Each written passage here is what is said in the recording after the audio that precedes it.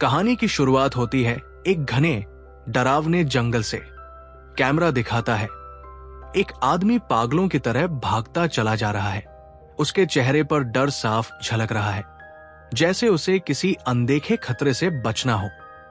उसकी उम्मीद बस इतनी है कि शायद इस जंगल से बाहर निकलने का कोई रास्ता मिल जाए। लेकिन यह जंगल इतना रहस्यमयी और घना था कि बाहर का रास्ता कहीं नजर ही नहीं आता। वो आदमी सूरज की रोशनी को देखकर आगे बढ़ने की कोशिश करता है, लेकिन तभी सूरज धीरे धीरे ढलने लगता है और अंधेरा अपने पांव पसार देता है। आदमी की रफ्तार और बढ़ जाती है। तभी उसकी नजर एक पुराने जंग लगे बोर्ड पर पड़ती है। उस पर लिखा था पॉइंट ऑफ नो रिटर्न 108। ये देखकर उसका दिल दहल जाता है, मानो अब कोई उम्मीद ही न बची हो। अंधेरा गहराने के साथ साथ पूरा जंगल और भी डरावना हो जाता है। अचानक सारे परिंदे एक साथ उड़ जाते हैं, मानो किसी खौफनाक खतरे की आहट पाली हो।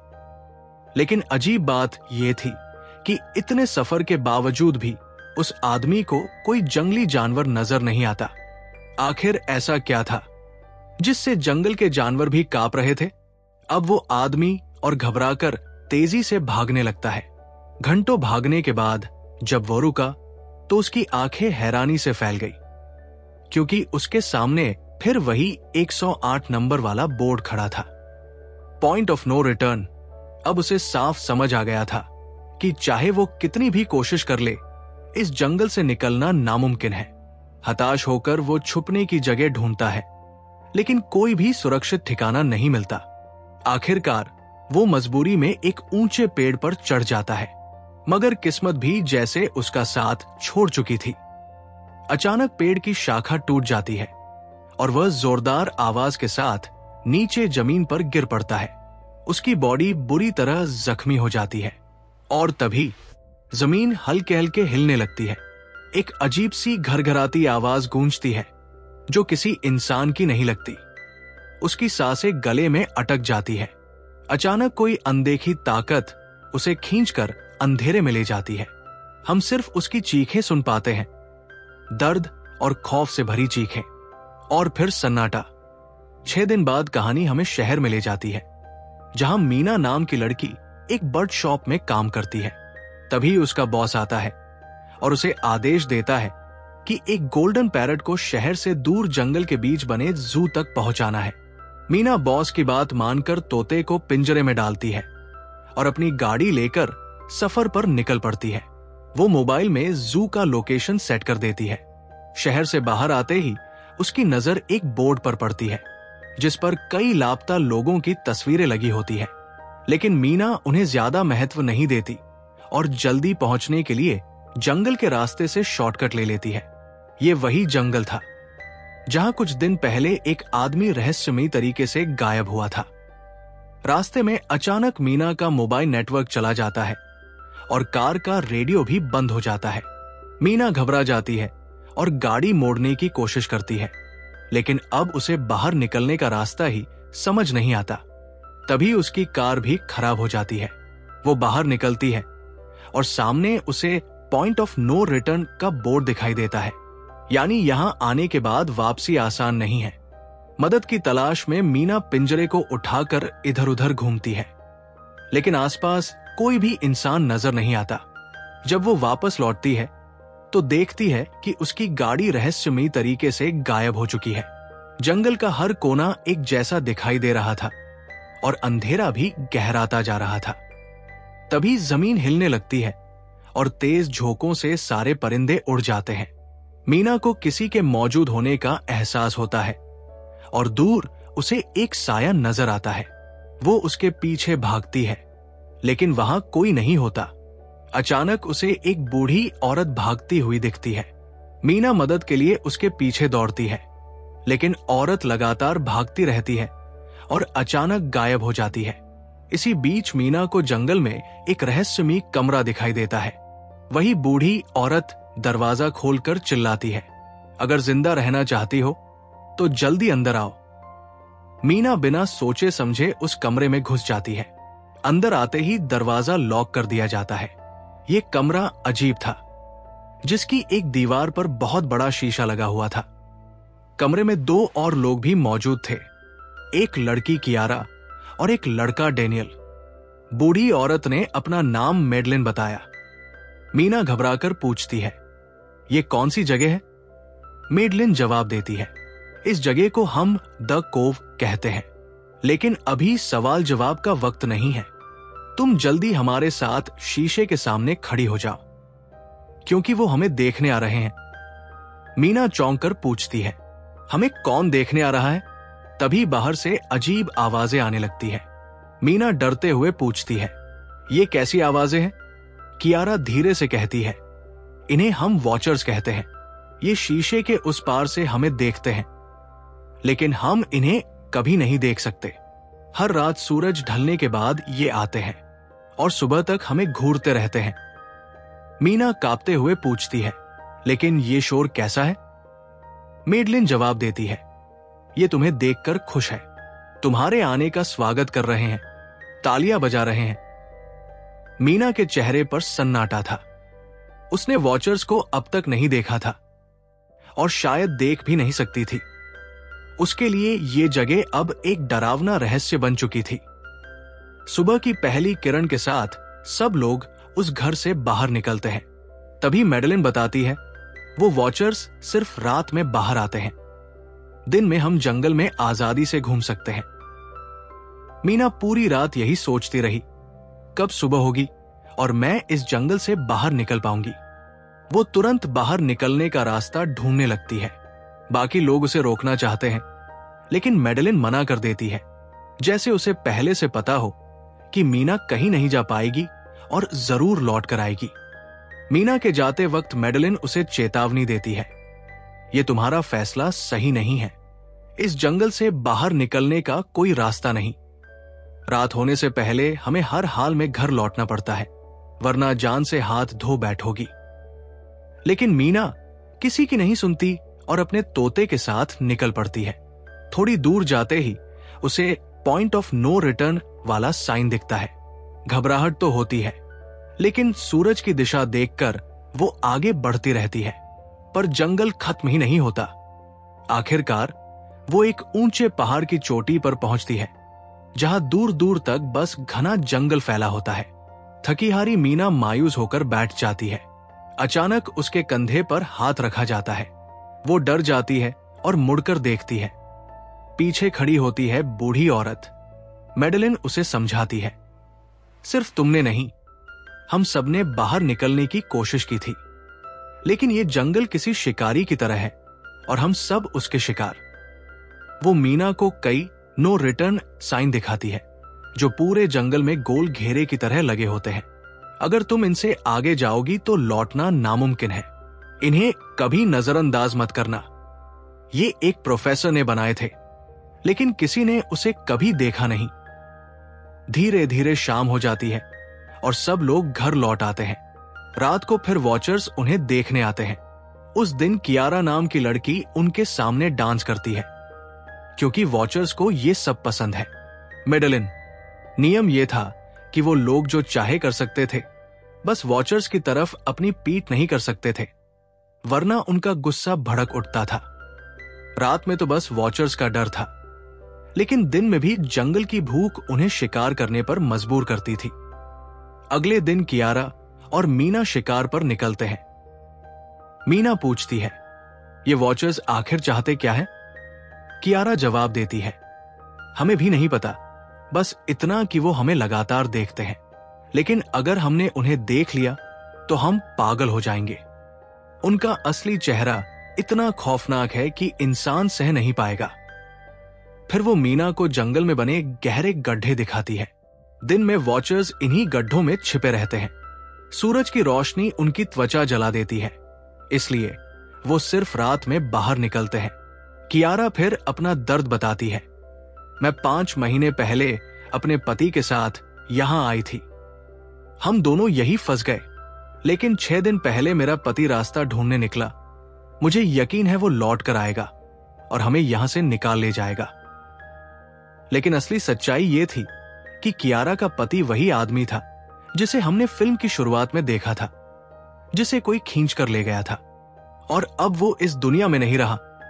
मैडलिन मीना को जीवित रहने के 3 नियम बताती है। पहला, रात में घर का दरवाजा कभी न खोलना। दूसरा, रात में आईने की तरफ अपनी पीठ न करना। और तीसरा, दिन में भी उन गड्ढों के पास मत जाना, हमेशा रोशनी में रहना। मैडलिन ने जोर देकर कहा, जब तक तुम ये नियम मानोगी तुम बच जाओगी। पर मीना के मन में शक था। उसे मैडलिन की बातें झूठ जैसी लगने लगी। उस रात मीना वॉचर्स के बारे में सच जानना चाहती थी, इसलिए उसने शीशे के पास कान लगाकर आवाजें सुनने की कोशिश की। जब कुछ नहीं सुना तो उसे मैडलिन की कहानियां फेक लगने लगी। वो नियम तोड़ते हुए आराम से आईने की तरफ पीठ करके सो गई। ये कदम महंगा पड़ा। वॉचर्स भड़क गए और जोर जोर से शीशे पर वार करने लगे। शोर से मैडलिन जाग उठी और गुस्से में मीना को शीशे की तरफ खड़ा होने का आदेश दिया। तभी वॉचर्स शांत हुए, क्योंकि उनके लिए इंसान की पीठ दिखाई देना किसी अपमान जैसा था। रात गुजर गई। अगले दिन मीना डैनियल के साथ शिकार पर निकली और उससे पूछा, किसी ने वॉचर देखा है क्या? डैनियल ने कहा कि उसने कभी वॉचर्स नहीं देखा और जिन लोगों ने देखे वो जिंदा नहीं रहे। मीना ने डैनियल को समझाया कि शायद ये सब मैडलिन की बनाई कहानियां हैं और उन्हें गड्ढों की जांच कर कहीं से बाहर जाने का रास्ता मिल सकता है। डैनियल भी यहां फंस चुका था, इसलिए वो भी बाहर निकलने की उम्मीद में राजी हो गया। दोनों गड्ढे तक पहुंचे। मीना ने खुद को रस्सी से बांधकर नीचे उतरना शुरू किया। रस्सी का दूसरा सिरा डैनियल के हाथ में था, ताकि कोई परेशानी हो तो वो उसे ऊपर खींचते। गड्ढे के अंदर मीना को इंसानों की बहुत सी चीजें मिली, कपड़े, सामान और उन लोगों के छूटे हुए जिंदगी के निशान। मीना जितना सामान उठा सकती थी उसने उठा लिया। डैनियल ने ऊपर से रोशनी डाली। जैसे ही मीना बाहर निकलने की तैयारी कर रही थी, उसे गड्ढे के अंदर हलचल सी सुनाई दी। वो डैनियल से रस्सी फेंकने को कहने लगी। उसी वक्त वॉचर का हाथ उस पर बढ़ा। खुशकिस्मती से मीना धूप में खड़ी थी। हाथ पर सूरज की किरण पड़ते ही वॉचर का हाथ जलने लगा। डैनियल ने तुरंत रस्सी फेंकी और मीना सुरक्षित बाहर आ गई। वापस अपने सेफ हाउस में लौटकर वो लोग झूठ बोलकर कहने लगे कि सामान जंगल में मिला। मैडलिन चुप नहीं रही। वो जान चुकी थी कि ये सामान जंगल से नहीं बल्कि किसी गड्ढे से आया था। उसने मीना से सीधे पूछा, बताओ तुमने गड्ढे के अंदर क्या देखा? पर मीना सच नहीं बताती। उस शाम समूह ने जरा साहस दिखाकर गड्ढे से मिगा एक कैमरा टीवी से जोड़ दिया। उम्मीद थी कि वो वॉचर्स को देख पाएंगे। मैडलिन बार बार आगाह करती रही कि यह खतरनाक है, पर कुछ लोग सुनते नहीं। वो टीवी के सामने बैठे वॉचर्स का इंतजार कर रहे थे। रात गहरी होने के बाद अचानक दरवाजे पर दस्तक हुई। टीवी पर जो दिखा वो किसी इंसान की टांगे थी। बाहर खड़ा शख्स कियारा के पति की आवाज में बोल रहा था और दरवाजा खोलने को कह रहा था। कियारा ने सोचा शायद उसका पति रास्ता ढूंढकर वापस आ गया है और वो दरवाजा खोलने चली, पर मैडलिन ने बीच में आकर रोका। उसने कहा, यह तुम्हारा पति नहीं है। इस अंधेरे में कोई असली इंसान यहां तक नहीं पहुंच सकता। मैडलिन ने कहा कि कियारा उसे परख ले। कोई ऐसी बात पूछो जिसके बारे में सिर्फ तुम्हें और तुम्हारे पति को पता हो। कियारा ने बाहर खड़े शख्स से एक किताब के बारे में सवाल किया और जब जवाब नहीं मिला तो सब समझ गए कि ये वॉचर है। गुस्से में वॉचर्स ने बाहर लगाए कैमरे तोड़ दिए और शीशे पर बार बार वार कर दिया, जिससे शीशे में दरार आ गई। मैडलिन ने समझदारी दिखाई। उसने सबको लाइन में खड़ा करके शीशे की तरफ करवाया। इससे वॉचर्स का गुस्सा कुछ शांत हुआ और वो चले गए। मैडलिन को बहुत गुस्सा आया जब उसने पता किया कि मीना और बाकी लोगों ने गड्ढे से सामान चुराया था। उन्होंने एक बड़ा नियम तोड़ दिया था। अगले सुबह मैडलिन ने वो सारा सामान वापस गड्ढे में फेंक दिया। तभी वॉचर्स कुछ शांत हुए, पर इसके बाद जंगल में अजीब चीजें और भी बढ़ने लगी। खासकर डैनियल पर इसका असर दिखने लगा। वो छोटी छोटी बातों पर अचानक गुस्सा करने लगा। कियारा, जो पहले उम्मीद में थी कि उसका पति बचकर आएगा, अब टूट चुकी थी। उसने सोच लिया कि उसका पति अब वापस नहीं आएगा। उस टूटन में उसने ये ठान लिया कि वो खुद वॉचर्स के गड्ढों में कूदकर अपनी जान दे देगी, क्योंकि अब उसके जीने की कोई वजह नहीं रही। पर तभी मीना बीच में आकर हाथ पकड़ लेती है और उसे बचा लेती है। इसी बीच हम देखते हैं कि डैनियल मेडलिन को अजीब नजरों से घूर रहा है। गुस्से में आकर वो मेडलिन को पेड़ से बांध देता है और चीखते हुए कहता है, अब मैं इस बुढ़िया के बेवकूफी भरे नियम नहीं मानूंगा। अब यहां सिर्फ मेरी चलेगी। रात गहराने लगी थी। डैनियल तेजी से कमरे की तरफ भागा और कियारा भी उसके पीछे भागी। उधर मीना मेडलिन के पास गई और धीरे धीरे उसकी रस्सियां खोलने लगी, मगर डैनियल ने कियारा को कमरे के अंदर खींच लिया और दरवाजा बंद कर दिया, जिससे मीना और मेडलिन बाहर ही रह गए। दोनों दरवाजे पर रोते गिड़गिड़ाते रहे, डैनियल प्लीज दरवाजा खोलो, हमें मत छोड़ो। लेकिन डैनियल का दिल नहीं पसीजा। बाहर अंधेरा गहरा चुका था और वॉचर्स के आने का समय हो गया था। मजबूरन मीना और मेडलिन एक घने पेड़ की छाव तले छिपने की कोशिश करने लगे। कुछ ही देर में उन्हें डरावनी घूरती हुई आवाजें सुनाई देने लगी और तभी पहली बार हमें वॉचर्स की झलक मिलती है। लंबे, पतले और बेहद खतरनाक जीव जो अपने अंधेरे गड्ढों से बाहर निकलकर इंसानों को देखने उस सेफ रूम तक पहुंचते हैं। जब उन्होंने देखा कि मीना और मेडलिन वहां नहीं है, तो वो दोनों को शिकार बनाने जंगल में खोजने लगे। जैसे ही वॉचर्स थोड़ी दूर गए, मीना और मेडलिन भागकर वापस सेफ रूम के पास पहुंचे और दरवाजा पीटते हुए चिल्लाए, डैनियल, हमें अंदर ले लो। इस बार डैनियल का दिल पिघल गया और उसने दरवाजा खोल दिया। अंदर आते ही मेडलिन ने डैनियल पर गुस्सा उतारा और फिर सबको शीशे के सामने खड़ा करके बोली, तुम लोगों को अब वॉचर्स के बारे में सच्चाई जाननी होगी। वो बताती है, अब तक हमने कई नियम तोड़े हैं और शायद इस बार वॉचर्स हमें कभी माफ ना करे। जब मैं पहली बार यहां आई थी, मैंने कुछ ऐसा देखा जिससे मेरे होश उड़ गए थे। मैंने अपना ही दूसरा रूप देखा, लेकिन वो मैं नहीं थी, बल्कि एक वॉचर था जो मेरा रूप लेने की कोशिश कर रहा था। हाँ, उसकी आंखें और बाल थोड़े अलग थे। मीना ने हैरानी से पूछा, आखिर ये वॉचर्स क्या है? मेडलिन ने गहरी सांस लेकर सच बताया, ये असल में फेरी है, पंखों वाले जादुई जीव जो कभी इंसानों के साथ रहते थे, लेकिन इंसान उनकी शक्तियों से डरने लगे और उन्हें खत्म करना चाहा। इंसानों की तादाद ज्यादा थी, इसलिए उन्होंने फेरीज को हरा दिया और एक विशाल गड्ढे में कैद कर दिया। श्राप देकर उन्हें हमेशा के लिए वही बंद कर दिया गया। सैकड़ों साल तक वो वही रहे, लेकिन फिर उन्होंने जमीन खोदकर बाहर निकलने के रास्ते बना लिए। इतने साल अंधेरे में रहने से उन्होंने अपने पंख और जादुई ताकत खो दी। अब वो सूरज की रोशनी भी नहीं सह पाते, मगर उनके पास आज भी एक ताकत है, किसी का रूप बदल लेना। डैनियल ने पूछा, तो फिर ये हर रात हमें क्यों देखते हैं? हमसे आखिर चाहते क्या है? मेडलिन ने जवाब दिया, वो इंसानों के बीच वापस आना चाहते हैं, लेकिन अपने असली रूप में नहीं। इसलिए हमें यहां कैद किया गया है, ताकि वो हमें देखकर हमारा रूप अपना सके और हमारी आदतें सीखकर इंसानों के बीच घुल मिल सके।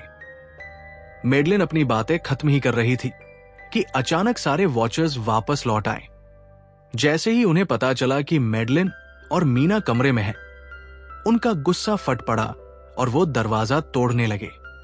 डर के मारे चारों ने जल्दी से एक टेबल खींचकर दरवाजे के सामने अड़ा दी, लेकिन सब जानते थे कि वॉचर्स की ताकत के आगे ये रुकावट ज्यादा देर नहीं टिक पाएगी। मौत जैसे सामने खड़ी नजर आ रही थी। तभी उन्हें एहसास हुआ कि टेबल घसीटने के कारण कारपेट पलट गया है। नीचे एक बड़ा सा लोहे का गेट छिपा हुआ था। सबने मिलकर तुरंत गेट खोला और देखा कि नीचे गहराई में एक विशाल बंकर बना हुआ है। चारों जल्दी से उसमें घुस गए और ऊपर से गेट बंद कर दिया। अंदर का नजारा देखकर सब दंग रह गए। हजारों दिनों का खाना, आधुनिक सुविधाएं, कंप्यूटर और जरूरत का हर सामान वहां रखा हुआ था। सवाल यह था कि इतना बड़ा बंकर यहां था और किसी को कभी पता क्यों नहीं चला। मीना ने कंप्यूटर ऑन किया जहां ढेर सारा डेटा सेव था। फाइल्स खोलते ही खुलासा हुआ कि यह पूरा बंकर प्रोफेसर मार्टिन ने बनाया था। असल में वो इन खतरनाक वॉचर्स पर रिसर्च कर रहा था। उसने पैसों के लालच में मजदूरों को यहां बुलाया और रात में उन्हें ऊपर कमरों में छोड़ देता ताकि वॉचर्स उन बेचारे इंसानों को निगल जाए और प्रोफेसर नीचे बंकर में छिपकर सब नोट करता रहे। वीडियो में मार्टिन बताता है कि उसकी रिसर्च के दौरान उसे एक अजीब फेरी मिली जो बाकी वॉचर से अलग थी। वो रोशनी में भी गड्ढों से बाहर निकल सकती थी और इंसानी शक्ल ले सकती थी। उसने एक छोटी बच्ची का रूप धारण कर लिया था, इतना परफेक्ट कि कोई पहचान ही न पाए। लेकिन उसने प्रोफेसर को कभी नुकसान नहीं पहुंचाया। मार्टिन उसे अपने साथ ले आया, मगर वीडियो में आगे दिखा कि उसने उस बच्ची जैसी दिखने वाली क्रिएचर को पिंजरे में कैद कर रखा था। आखिर वो उसके साथ कौन सा खतरनाक एक्सपेरिमेंट करने वाला था, यह रहस्य बना रहा। आखिरकार मीना ने कंप्यूटर की सबसे आखिरी वीडियो चलाई। उसमें प्रोफेसर खुद को और उस फेरी को मारने की तैयारी कर रहा था। उसने कहा कि जो भी इस जंगल में फंसा है वो ध्यान दे, शाम के वक्त जिस दिशा में परिंदे उड़ते हैं उसी दिशा में भागो, वहीं से बाहर निकलने का रास्ता है। मरने से पहले उसने ये भी कहा, अगर कोई यहां से बचकर निकल जाए तो मेरी रिसर्च यूनिवर्सिटी जाकर तबाह कर देना, क्योंकि मैंने बहुत बड़ी गलती कर दी। इसके बाद कैमरे में दिखा कि प्रोफेसर ऊपर गया और फिर 2 गोलियां चलने की आवाज आई, पहली उस फेरी पर और दूसरी अपने सीने पर। आज रात ये चारों बेहद खुश थे क्योंकि उन्हें आखिरकार इस खतरनाक जंगल से निकलने का रास्ता मिल गया था। अगली सुबह जब सब बंकर से बाहर आए तो देखकर दंग रह गए। उनका सुरक्षित ठिकाना सेफ हाउस पूरी तरह वॉचर्स ने तबाह कर दिया था। अब हालात साफ थे, अगर आज ही जंगल से बाहर न निकले तो रात ढलते ही उनका बच पाना नामुमकिन था। डर और हिम्मत के बीच ये लोग बाहर निकलने लगे। प्रोफेसर ने जिन रहस्यमयी परिंदों का जिक्र किया था वो तो शाम को उड़ते थे, लेकिन इनके पास शाम तक का वक्त नहीं था। इसलिए मीना ने अपने पास कैद तोते को आजाद कर दिया। जिस दिशा में वो तोता उड़ चला उसी दिशा में सबने कदम बढ़ा दिए। सफर के दौरान उन्हें एक पुरानी कब्र दिखी। वहां लिखे शब्द बताते थे कि वॉचर्स भी कभी इंसानों के साथ रहते थे, लेकिन इंसानों ने उन्हें धोखा देकर इस जंगल में फंसा दिया और खुद भाग निकले। सच जानकर सबके रोंगटे खड़े हो गए। कई घंटे भटकने के बाद वो लोग आखिरकार नदी किनारे पहुंचे। वहां उन्हें प्रोफेसर की नाव मिली। उनकी खुशी का ठिकाना नहीं रहा, लेकिन वक्त ने फिर खेल खेला। अंधेरा हो चुका था और अंधेरे के साथ वॉचर्स का वक्त शुरू होता है। जैसे ही सब नाव पर बैठने लगे, पीछे से एक आवाज आई। वो कियारा का पति था, खून से लथपथ, मदद के लिए चीखता हुआ। सब नाव पर बैठ चुके थे, बस डैनियल ने हिम्मत दिखाई और उसे खींचने के लिए दौड़ा। लेकिन तभी असली सच्चाई सामने आई। वो इंसान नहीं था, बल्कि एक वॉचर था जिसने डैनियल का रूप धारण कर लिया था। देखते ही देखते उसी ने डैनियल की जान ले ली। नाव में बैठे बाकी लोग सन्न रह गए। कुछ भी करने की हिम्मत नहीं थी। उन्हें पता था कि वॉचर्स नदी पार नहीं कर सकते, यही उनकी आखिरी उम्मीद थी। और आखिरकार मौत और डर से लड़ते हुए वो लोग नदी पार कर शहर तक पहुंच गए। शहर पहुंचना और असली ट्विस्ट तब आया। तीनों अलग अलग रास्तों पर बिखर गए। कुछ दिनों बाद मीना जल्दी में थी। डॉक्टर मार्टिन ने कहा था कि उसे यूनिवर्सिटी से उनका सारा रिसर्च डेटा मिटा देना है। मीना ने जैसे तैसे प्रोफेसर के ऑफिस में जाके जांच शुरू की। तभी उसे एक पुराना टेप रिकॉर्डर मिला। उसी टेप पर वो नया राज सुन पाती है।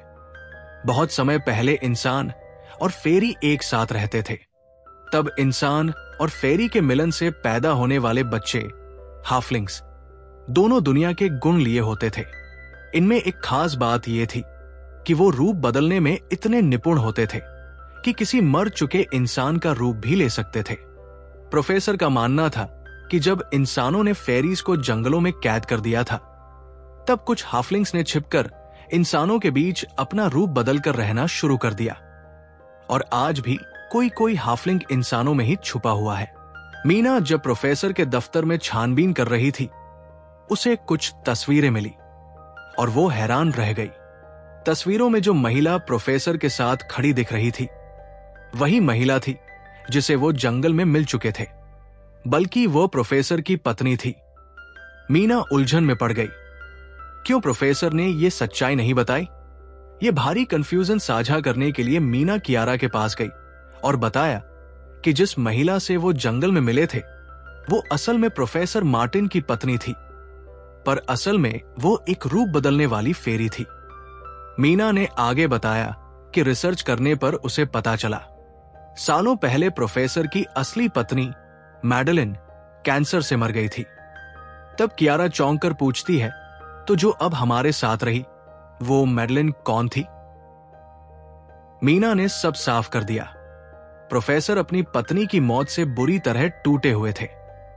वो किसी भी कीमत पर उसे वापस पाना चाहते थे। जब प्रोफेसर को रूप बदलने वाली फेरियों के बारे में जानकारी मिली, उन्होंने एक ऐसी फेरी को पकड़ लिया जो एक लड़की के रूप में आई थी। प्रोफेसर ने उस फेरी को अपनी मर चुकी पत्नी मैडलिन जैसा बना दिया, क्योंकि वो फेरी बाकी लोगों से अलग थी। दिन में भी बाहर आ सकती थी और इंसानों की तरह रह सकती थी। प्रोफेसर ने उसे मैडलिन की सारी बातें सिखाई, पर बाद में प्रोफेसर ने धोखा किया और फेरी को मारने की कोशिश की। उससे पहले फेरी ने खुद प्रोफेसर को ही मार डाला। मीना ने कहा, हमें मैडलिन को वापस जंगल भेजना होगा। तभी एक कार आकर रुकी और जो इंसान उसमें उतरा, उसे देखकर मीना की सांसें रुक सी गई। वह कियारा थी। यानी जिस कियारा के साथ मीना थी, वो असल में मैडलिन ही थी। मैडलिन ने कियारा का रूप लिया था। कियारा जैसे ही घर के अंदर आई, मैडलिन ने कियारा के पति का रूप लिया और उसे बेहोश कर दिया। मीना ने घबराकर मैडलिन से पूछा, तुम क्या चाहती हो? मैडलिन गुस्से में बोली, मैं फेरी से अलग हूं। बचपन से मेरे साथी मुझे चिढ़ाते थे, मुझे अपने साथ नहीं रखते थे। मैं जंगल में अकेली रह गई थी और बाहर आकर इंसानों के साथ जीना चाहती थी। एक दिन प्रोफेसर जंगल में आया और मुझे कैद कर लिया। उसने कहा, अगर तुम मेरी पत्नी जैसी बन जाओगी तो मैं तुम्हें बाहर ले जाऊंगा। मैंने हां कर दी। उसने मुझे मैडलिन जैसा बना दिया। फिर उसी धोखेबाज प्रोफेसर ने मुझे मारने की कोशिश की। मैंने पहले ही उसे मार दिया। तुम इंसान भरोसे के काबिल नहीं हो। अब तुम भी मेरी सच्चाई जान चुकी हो, इसलिए तुम्हें भी मरना होगा और मैं तुम्हारे रूप में इंसानों के बीच रहूंगी।